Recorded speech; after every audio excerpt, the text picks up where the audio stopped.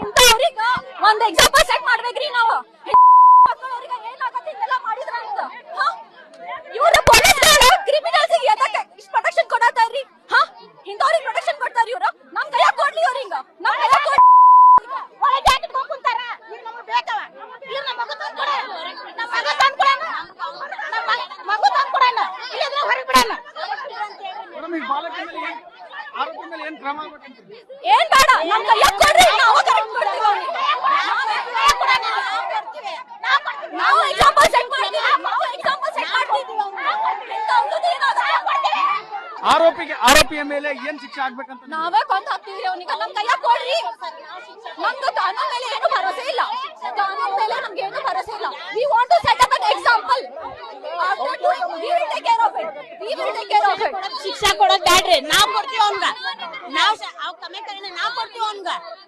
Madam, ಈಗ commissioner ಹೇಳಿದಾರೆ ಕಠಿಣ ಕ್ರಮ ಆಗುತ್ತಂತ, ಪ್ರತಿಭಟನೆ ಕೈ ಬಿಡಿ ಅಂತ ಹೇಳ್ತಾ ಇದಾರೆ. ಪ್ರತಿಭಟನೆ ಏನು ಮುಚ್ಚಾಕಿಟ್ರಿ ಅವ್ನ, ಮುಚ್ಚಾಕಿಟ್ರಿ ಅವ್ನ. ಅವ್ನ ಹೊರಗೆ ಕೇಳ್ಕೊಂಬರ್ರಿ, ಅವ್ನ ಹೊರಗೆ ಕೇಳ್ರಿ, ಅವ್ನ ಹೊರಗ ಅಂತ ಹೇಳ್ತೀನಿ ನಾನು.